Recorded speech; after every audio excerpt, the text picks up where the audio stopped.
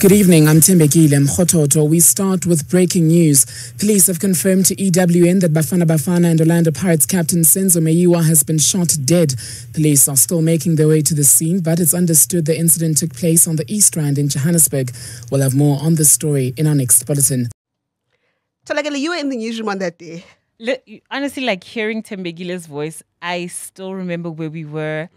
I remember we got our first phone call just after 9. It was random guy, just be like, "Hi guys, I want to let you know that I'm at the hospital in Vosloorus and Senzo Meyiwa has just died." And I'm like, there's no way. Like, first of all, who are you? Where does this come from? So then we're trying to call the police. Obviously at that time, they're like, no, we haven't heard of it. Just give us like a few minutes.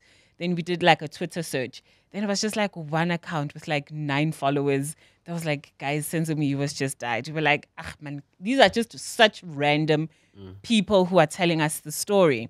So then I was just like, let me just take a chance, call Miki Mudisani, who used to be with Orlando Pirates at the time. And then he said to me, I'll call you back. That was the first time I was just like, okay, maybe something is happening. And then after 5 minutes, I called him again and he just said to me, call the chairman. He'll be the one to give you a response. If you ever speak to a sports journalist, they will tell you that Evan Khoza is the hardest person to get hold of within South African football.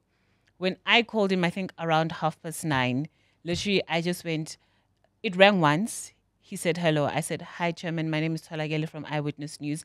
I just wanted to see if I could get confirmation. He literally started with, we are sad to announce. That's how immediate it was. And that's how we knew that we were literally going from, there's no way this thing could be true, to Evan Khoza answering the phone and giving you a full statement. So by the time people woke up on Monday, I remember when I went home, I think I must have gone home like 11:30 that Sunday, just thinking, there's no way that thing just happened. And then you go to bed, you wake up, and you just switch on the news and you're like, okay, definitely did happen. I didn't hallucinate the whole thing. And just to speak on the promises that were made in the aftermath of his passing, I remember Safa holding a press conference and Dr. Danny Jordan saying to make sure that we eradicate violence within this country, they were going to build a statue of all of the stolen guns and it would resemble Senzo Meyiwa. We're in 2024.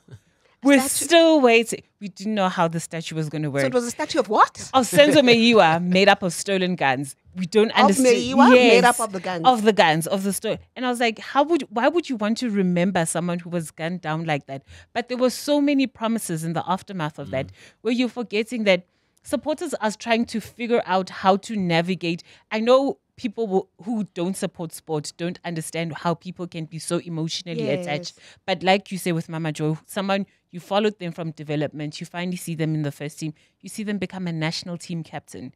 Please keep that in mind. He was the national team captain at the time that he had passed. If we really think about the fact that the justice system failed someone who was captain, who are we in the bigger spectrum of things? Because if you don't have the desire, if you don't have the will or the effort in order to find and help someone who was that important to the country, who's the rest of the citizens at the end of the day? So you sit there and you listen to these promises.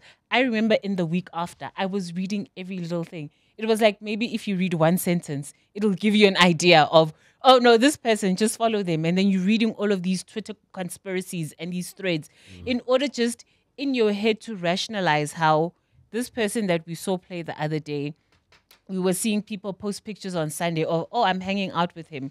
But then Sunday night, you're watching all of these videos of Kune crying. I remember seeing that, of seeing Evan Khoza at the hospital, of seeing Shakes Mashaba. There was also a press conference, I think the Monday or the Tuesday at the PSL, where we had the Orlando Pirates coach, we had the Bafana coach, we had the PSL chairman, all of them just speaking about how they lost this player. We had Sfiso Myeni sharing his memories, Roy Mahamutsa sharing all of those things.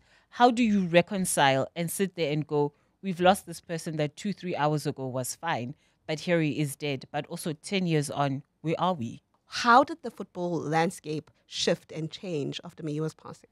I think it's so interesting how Mama Joy speaks about you no longer want to get attached. I think ultimately that's the first thing, because you hate to fall in love with the player, because what if the player dies or they retire or they just disappear from society?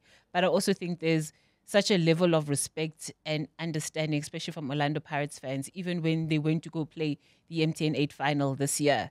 they still do the journey to the Meyiwa house to let them know that 10 years on, just because your son is not physically here, doesn't mean that we've forgotten all about him. The supporters, they still sing his name. They still have debates about who's the greatest goalkeeper to ever play within the national team setup. So there are always those memories. But I think with being a football fan, when a game starts in the first minute and ends in the 90th, there's always a result. So in our heads, that's how we view justice, that if this person has been wronged, we go through this process, and at the end of the day, we have the result. Football fans don't have the results this time around. They did everything right. When police are saying, guys, did you spot anyone? People are giving hints. The ministers are speaking. The coaches are saying, guys, so-and-so needs to be brought to justice. People are saying, we will help you with whatever you need. But we're still here, and we don't have a result.